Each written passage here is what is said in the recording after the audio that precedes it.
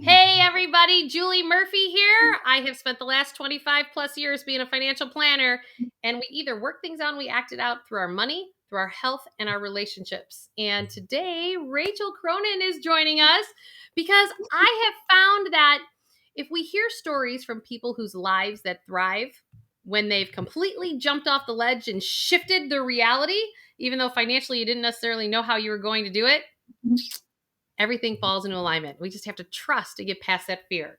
So don't forget to hit that subscribe button, like, and notification bell. Why? Because we're going to help you get to a life that you absolutely love. Thanks, Rachel, for coming on with me today. Thank you. Yeah, thank You you. are the woman on top of the mountain. That's right. Yes, yes. I live completely off the grid on top of a mountain here in the Colorado Mountain Wild, and I love it. I'm up there with my husband, my two kids. We have a couple cats, and yeah, that's our lifestyle. It's so funny because I think a lot of people have this notion of when you say that, how you're supposed to look, like Mm. dreadlocks and a ski cap and Yeah. not with waxed ear eyebrow. You know what I mean? Like you're not like a mountain girl look. And you just sit there and go, you're a what? Because my whole noodle is like sitting here going, okay, tell me more. I'm really curious because my perception is not necessarily reality and I want to know more.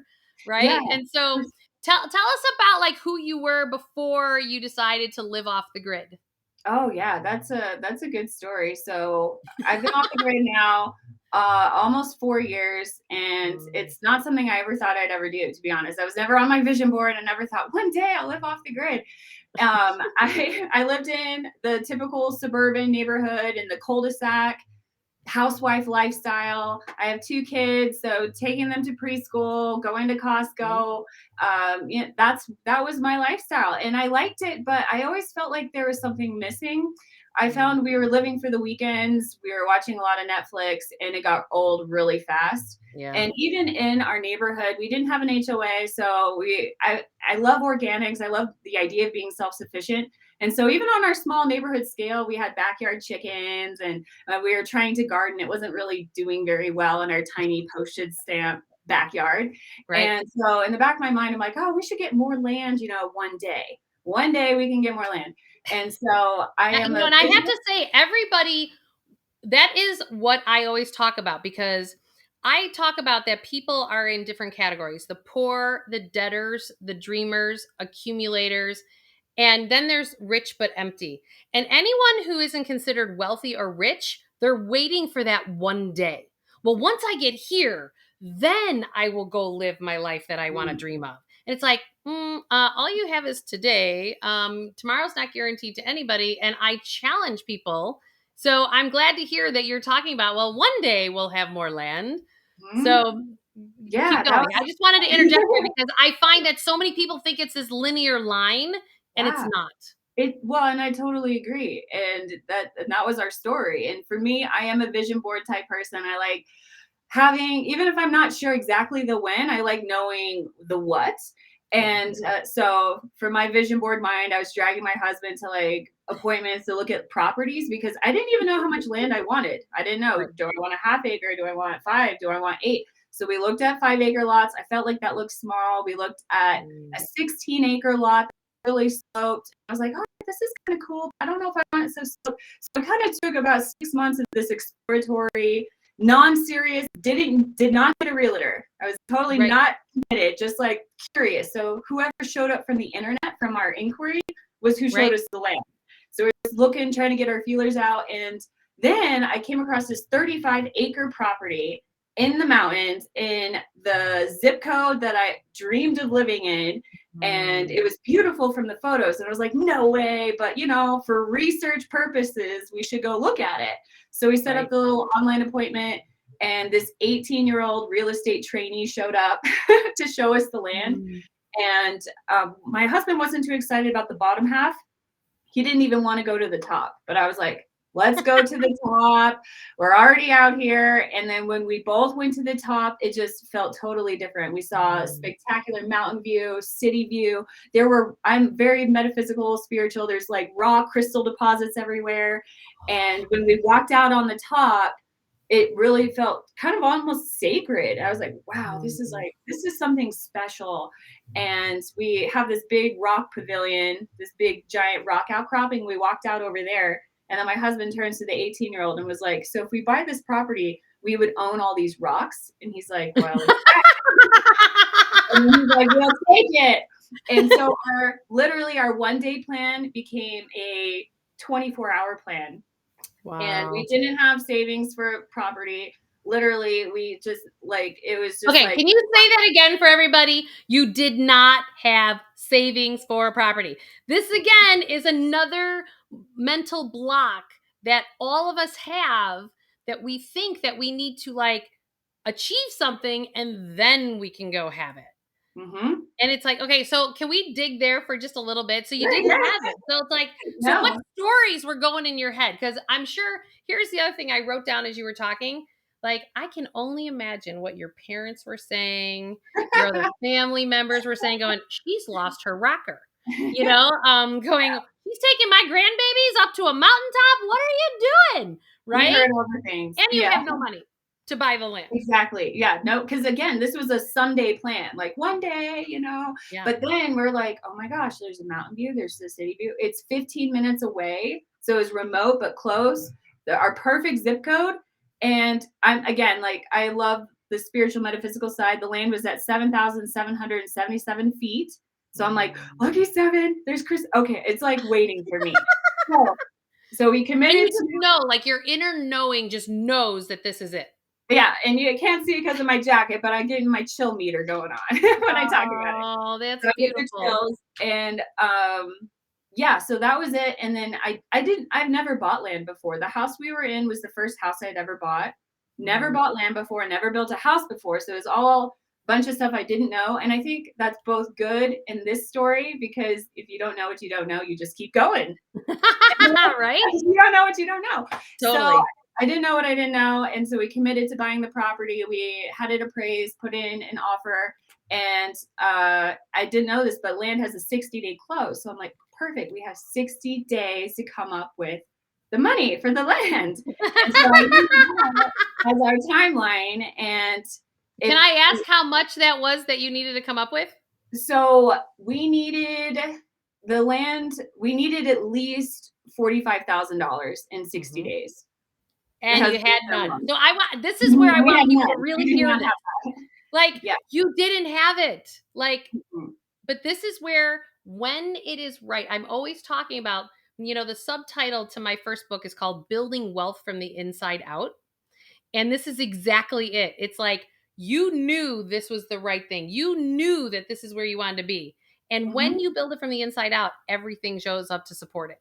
It's amazing. I felt like I was in I understand, because I've dived into the flow state and meditation and all the, and so I pulled out all the stops, right? I'm like, all the things I need to do. I've dedicated, I did all of my own personal manifesting meditation practices that I feel like are really good for me. Maybe others have different strategies, but that's what I dove into. And also taking inspired action. So we're like, okay, well, what can we do? What's the next logical thing we can do? And we thought, well, we would much rather live in the mountains, and our biggest asset is our house. So we thought, okay, we'll sell our house. Right. So that was our plan. And so to manifest or create the income that we would need, we couldn't just sell our house. We'd have to make some improvements. So during the 60-day window, we're renovating let's just add a couple extra layers, right? we're renovating our house. And we had the chicken. So I changed the chicken coop into this shed. And so it's so much work. I'm all the time. And the whole entire time I'm painting things.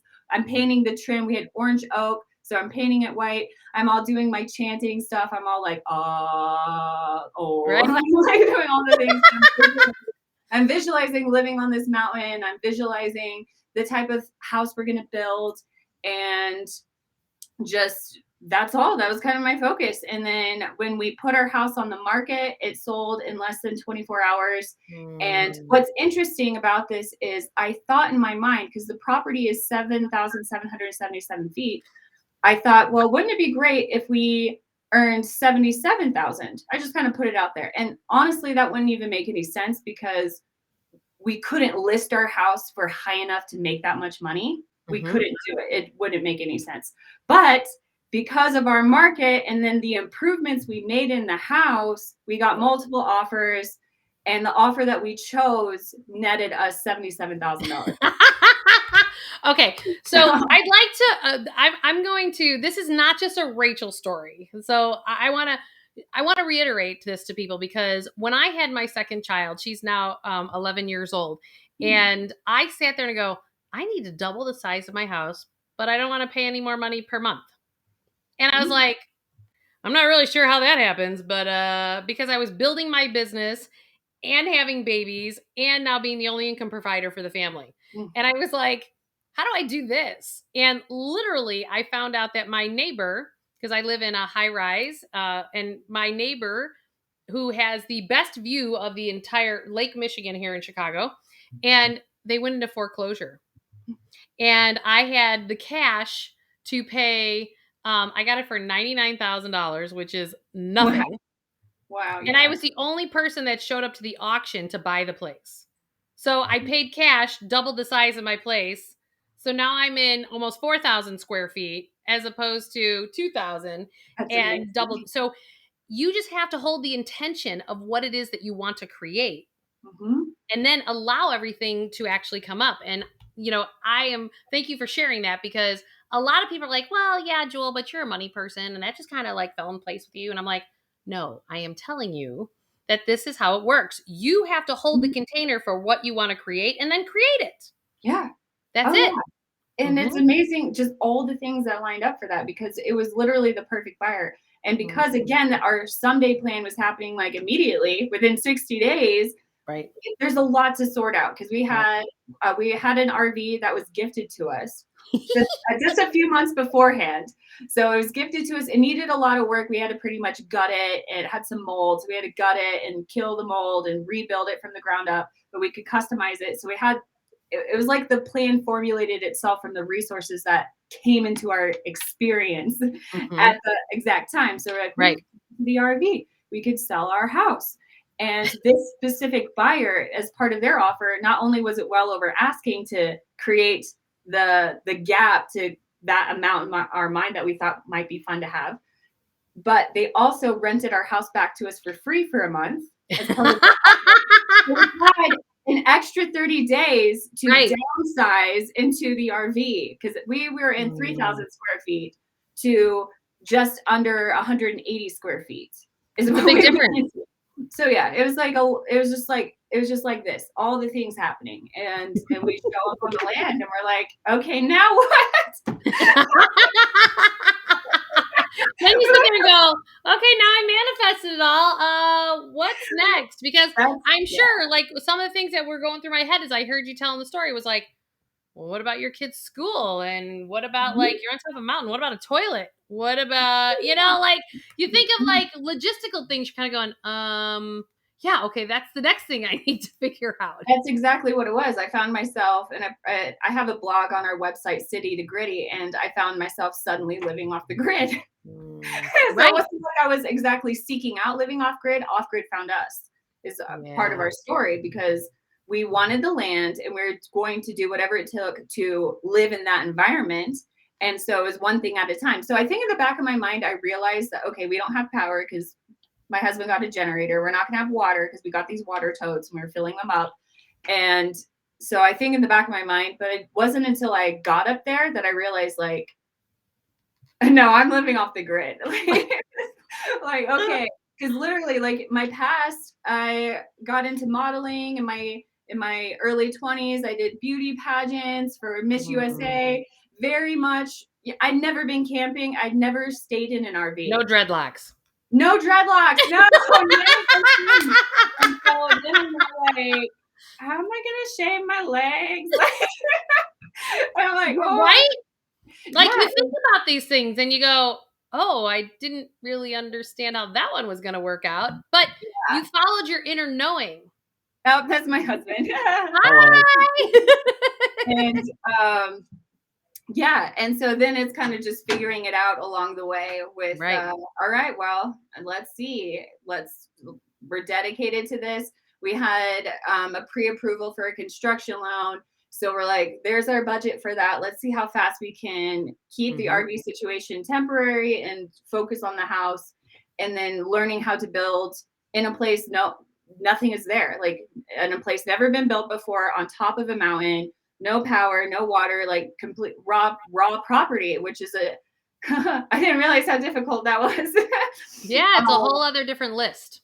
Right. yeah, and the whole other different thing to start focusing your awareness and Mm, focusing your attention on to start accomplishing those things. So it's right. this multi-phase marathon race that I found myself in, and yeah, now I'm Yeah, one approaching the step at a finish time, line. right? Yeah. So now that you're there for 4 years, what do you feel? That's a good question. Sometimes I feel like Tony Stark. I'm not gonna lie, because of all the things that we've created.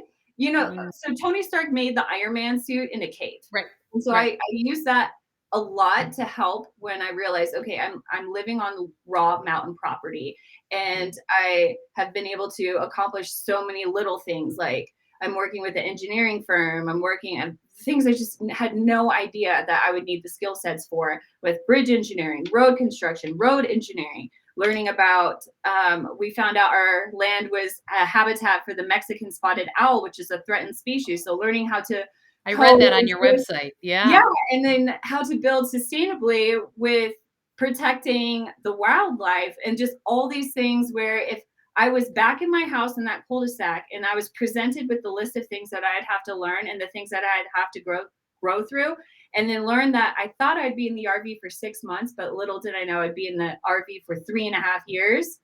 If I Mm. knew all that in advance, I probably would have talked myself out of it, to be totally Right. honest. Would have been like, Right.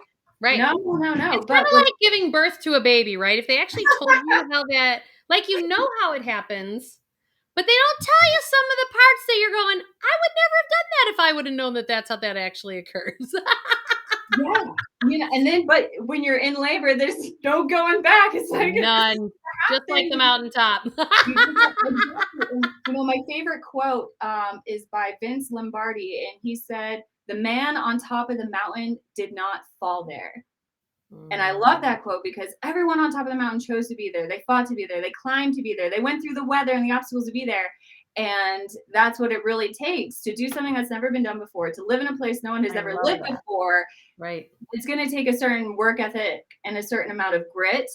And that's how I'm feeling about it now, is I'm looking at it as I've really transformed as a person, and I've always had this vision of the life that I would want to have, of having abundance, having financial abundance, this abundance freedom mindset.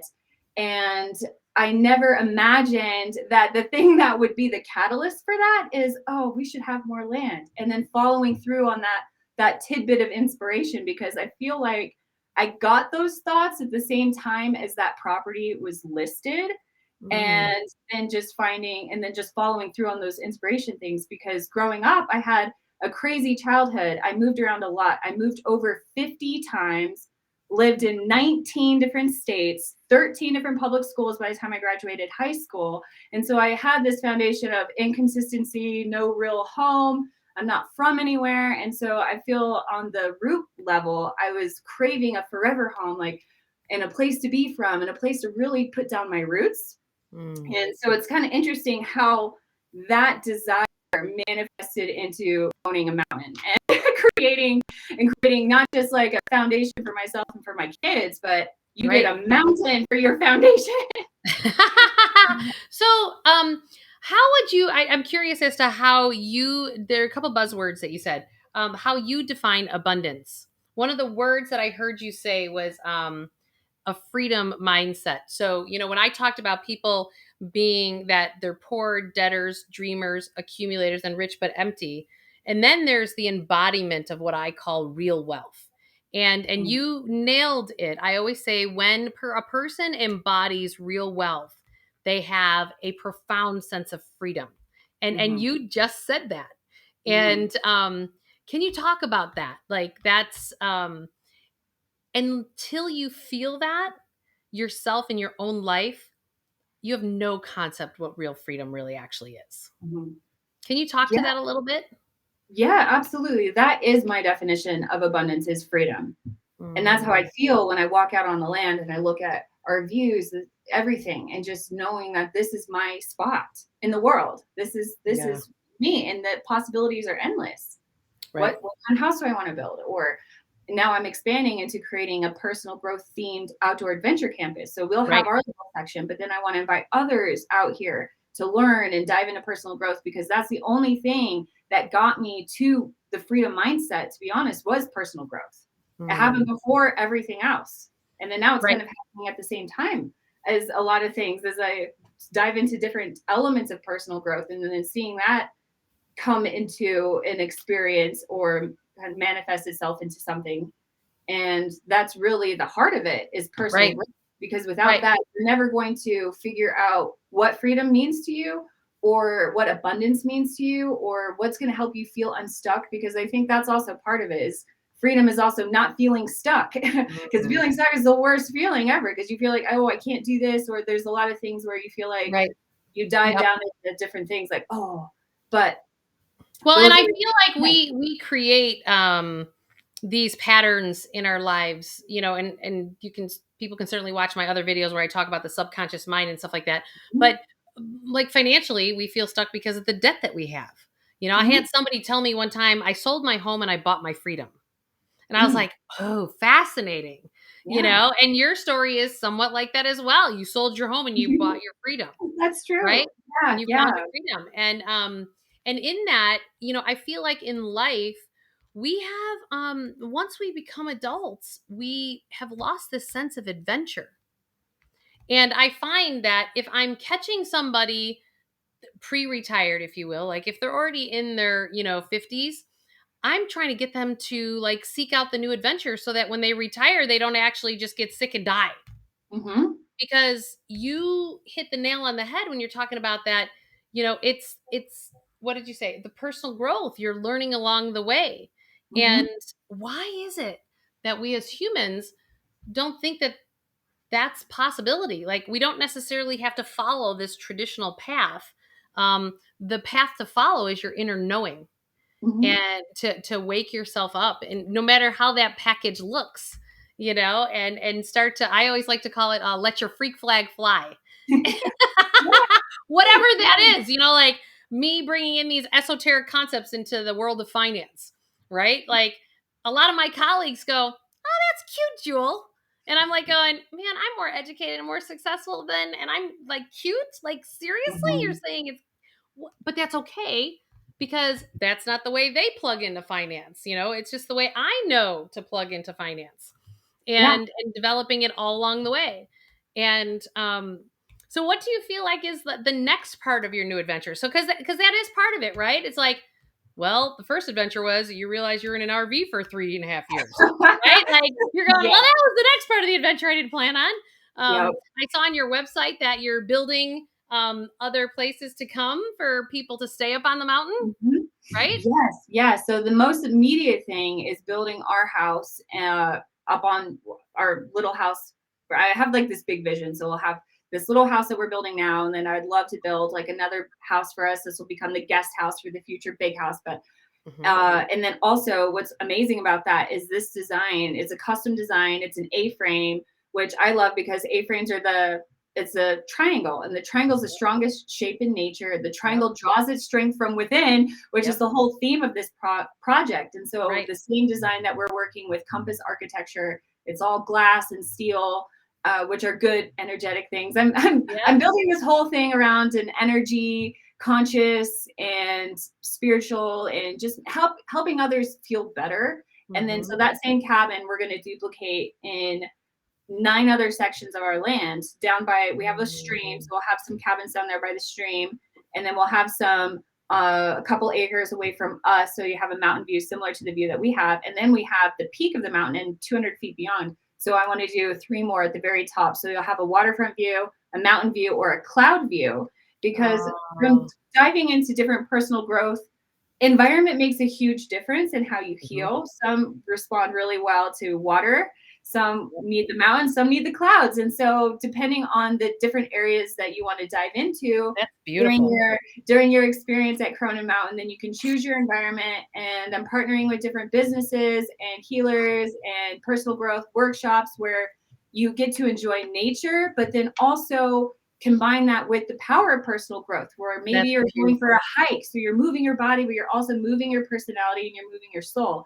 And I feel like that is what my full circle journey has come to, with Mm. remembering who I am. And I feel like that is what my mission is, if you will, of I want to help others not feel the way that I did as a kid, because I grew up feeling very stuck, just moving all the time, being the new kid, no one knowing my name, not knowing my purpose, really just kind of feeling like I'm being ripped around by the world. And then knowing that you don't have to live like that, you can co-create and create your reality. And I think when you pair that with somebody who can guide you, and then you pair that with a beautiful location in nature, you can Mm. have breakthroughs.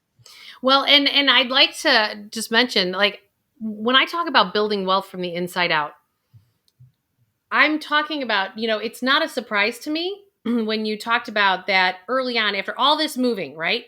Like you're just learning to you want to be accepted and meld in, and it is not a surprise to me that you went into modeling, because that's something that's outside of yourself Mhm. to try to make yourself happy, Oh, and it totally was, because my parents watched TV all the time. They right? watched the Academy Awards, and I that's everything that came out of the TV, I learned from a young age. That's what they put all their focus and attention on. So maybe if I got on TV, like I would be seen, you know? Right. And so I that was kind of my subconscious thing, where I thought, "Oh, that'll save me and I'll become like rich and famous and I'll like then I'll have all this money." Right. And but and I had a moderate amount of success doing it, but I didn't know who I was when I was doing it.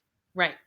Well, and it's again, it's outside of yourself. It's not Mhm. in your bones, right? Yeah. Like you can tell by the way that you talk, this mountain is in your bones. Like the whole thing when you're talking about the A-frame and the meaning and the purpose, and like, I always say that I'm a financial healer, and it's because it's really about I always tell people that I'm like, "Oh, I kind of help people birth their souls." And Yeah. it's because Yeah. we financially get stuck, and then we don't know how to then get, even if you have the knowing that it's something different, it's a whole other different ball game of how do you jump off the ledge Mhm. and do it in a way that you have a safe container to evolve from, right? And because that safety, your level of feeling safe Mhm. will actually help you, or if you're not safe, you're going to sabotage yourself. And Mhm. so you have to create whatever container it is to make you feel safe, and everybody's measurement of that is different, Oh, you yeah. know everyone's measurement. And so including myself, like every human being has that.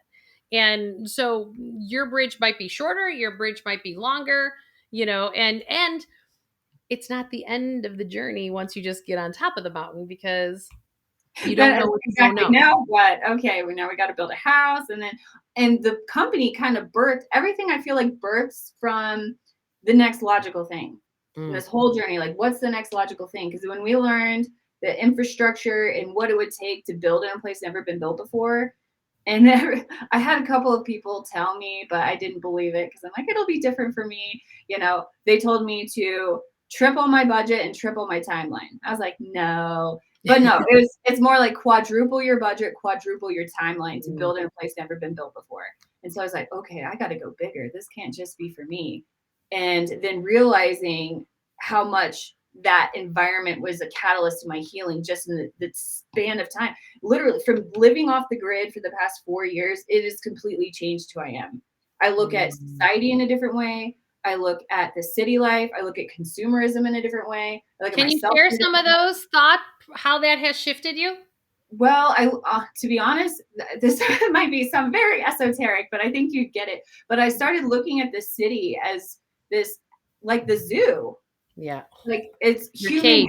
habitats. Yeah. It's just like, if you think about how would a human thrive, and if you're thinking about like your hamster cage, how would I make my hamster happy? Food, water, a spin wheel, bedding. And I look at neighborhoods where the houses are stacked on top of each other with these tiny little things. And if you sneeze, your neighbor can hear you, and you can't play the piano because your neighbor will hear you, and or whatever it is. And I look at that and I look at human habitats and our what does it mean to truly live? This is what I talked about in my TED talk, is what does it mean to truly live? Mm-hmm. Is it living in traffic? Is it living in this tiny little human habitat? Or is it being out in nature and cooking over a campfire? I mean, there's pros Yeah. and cons to everything. Where Right. I'm sitting out there, I'm like cooking over a gas stove or over the campfire. I can hear it's so quiet. I can hear the wings flap of a bird. I never knew birds made sounds. I can I never knew that. I know this is silly, but I literally never knew that the flapping of a wing makes sound. I never Yeah, knew it's so funny that you say that. You know, back when I was doing the combining of the two units here in the construction, my kids have, I call it, they've grown up in a concrete jungle.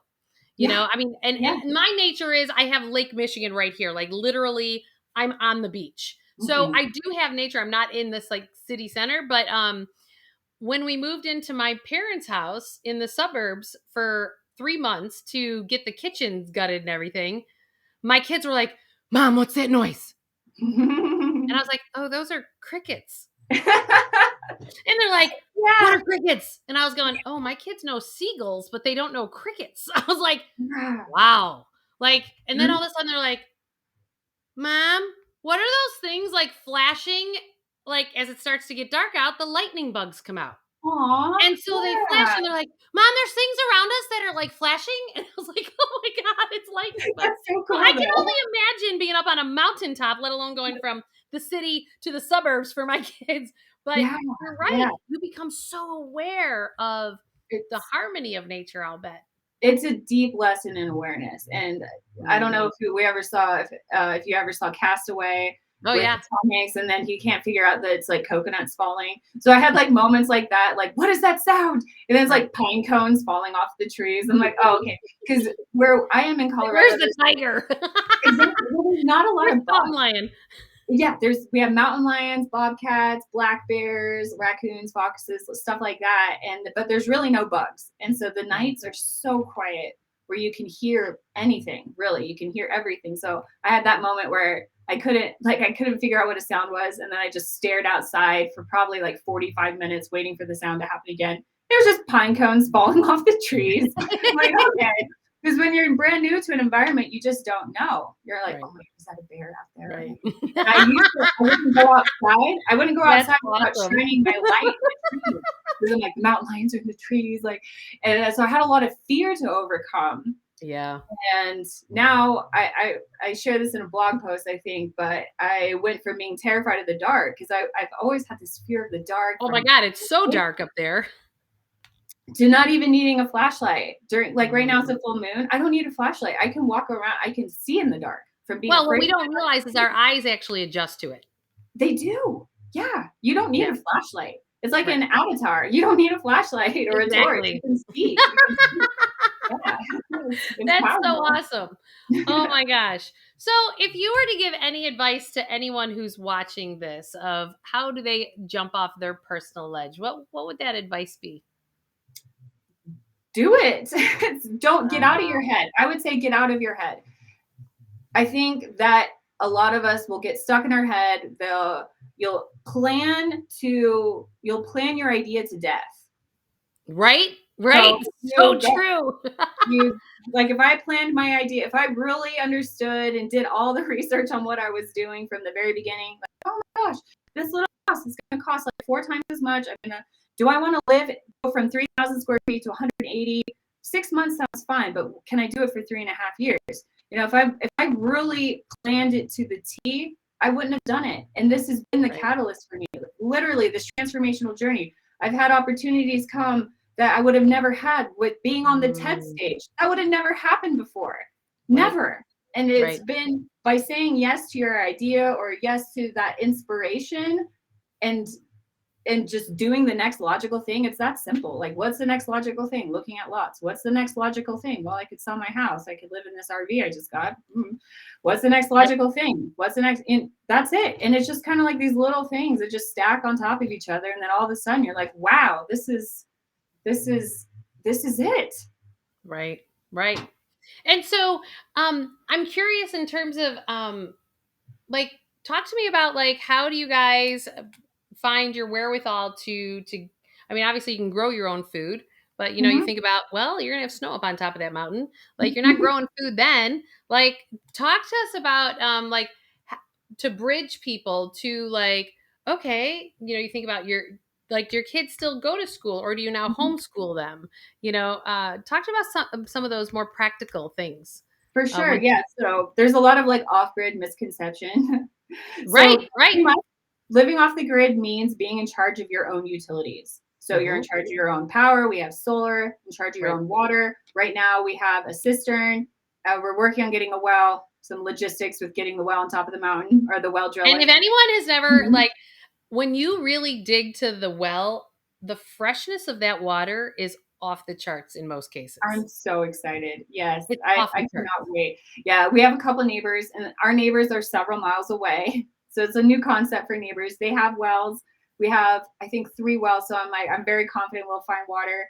And we have and managing your own utilities. So that's what living off the grid actually means. And Mhm. that's the lifestyle that you live at home. It doesn't have to necessarily be your entire lifestyle. So Right. we have our kids in school. I Mhm. drive them down into town for school every day. I do have dreams of maybe one day building one day, there's that phrase again, um, which is slippery slope for me because I'll probably do it.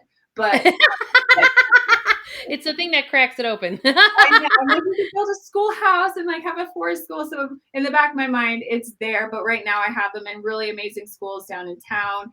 I do have a greenhouse and we supplement, but we still shop at the grocery store. We have a refrigerator that runs on solar, Mhm. and I still shower. I take care of my just because you live off the grid doesn't mean you have to be bathing in the river and building mud Right. huts. It's literally living off grid means being in charge of your own utilities. And I feel like it's really empowering too at the same time because if the power grid goes down in your city, which has happened with windstorms and snowstorms, we still have power because Right. we have our own system. So our Right. fridge is always going to be on. And Yep. if anything were to happen with any of that stuff, I find it that's why I call it living off grid is the next modern luxury Right. because it's empowering to be in charge of your own systems. And it is a luxury because there's investment and there's time and energy and resources it takes because pretty much you're paying for your lifetime utilities up front. Right. So Yeah, there's that's a good point. that Right. trade-off. Oh, my huge solar system, or I'm drilling 700 feet for my well. Those are big expenses. So it can kind of like have that luxury feel. But once you have it, then you're set. Right. And I truly believe living off grid will become the next sought out luxury, which is what I talked about in my TED talk because of Yeah. that, of getting back Right. into nature, living more self sustainable and living, and you said this earlier, harmony with nature, like living in harmony with nature. And that's the way I feel like humanity is supposed to live. Right. Well, I have found that what happens to most of us is we subject ourselves to situations where our nervous systems just get hijacked, one thing after the next, right? And when our nervous system is hijacked and we go to that place of anxiety, well then you can't manifest. Then you're not in being the creator of your life, you're being the reactor of life. Mm-hmm. And when you're reacting to the things around you and then making decisions from that point, they're not going to be authentic with your heart and your soul. It's Mm-hmm. going to be a fraction of yourself is going to be Yeah. showing up. And so it's really about how do you really authentically show up in the world? And then how do you create the bridge to get there? And the bridge is the journey. I mean, I don't think the bridge ever really truly ends because you continue to keep massaging it. And I find that when you dream a little bit, it cracks it open and then the dreams get bigger and bigger Oh because you yeah. start to realize you Yeah. can do it Yeah. The bridge and is the you're gift. there. I think the bridge is the gift because that's where you are going to Mm, change. right. That's where you change because I showing up from like new mom, fresh off the pageant stage to living the gritty dirt road lifestyle. I mean, there was an arc that had to happen. And the only way that growth happened wasn't that okay, this is who I For am now, sure. this is what I want, and then meeting, and then I find myself on the bridge again right now with this is Mm. where I am with building my personal residence. I want to build this campus. So I Yep. have this three-phase system. So we start with phase one or pre-launch, then phase one. So I like have the plan, but again, I know by the time I'm done with phase three, I'm not going to be the same person I am right now. No, It'll be there's the no end of way my that you can be. Right. And I think the other piece along the way that's important for people is each phase of this giving your gratitude, because it's Hmm. all about your vibration. And Oh I always say that your thoughts, your words, and your feelings are your vibration or your magnet to what you're creating in your life. So if yeah. you keep telling yourself you can't in your head, well then you won't. Yeah. Right? If you think that okay, it's out of the box and it's a possibility and going, yeah, I don't really know how this all is going to turn out, but this is what I want. Like, Hmm. so, all right, show me the next right step. I always Yeah. tell people, just show me the next right step. And the next right step just unfolds. And Hmm. it's the acceptance of that next right step. That's the second step I always walk people through is first, what's the dream? And the next is you have to accept whatever arises or you suffer, Yep. right? Yep. And And I and feel and I'm my ups sure and you've downs had in there. right. And I'm sure you've had setback. Like, well, you just talked about like the 3.5 years in an RV, longer than you Hmm. thought. But you guys are gonna feel like the profound sense of happiness that'll come when you're in your triangle home, Hmm. right? Like that's amazing. Oh, I It's know. Yeah. right. And That and when the that's that well gets thing. dug, Oh, I know. Well, it makes you so again, that gratitude, it makes you grateful for the little things. I right? the first year, we didn't have solar. We had a Mhm. generator. So I Right. lived without outlets for most of the day because the outlets would only work when the generator was on. So Ah, it really brought me down to the basics, like, do I really need what do I really need? Do I really need outlets? No, I really don't.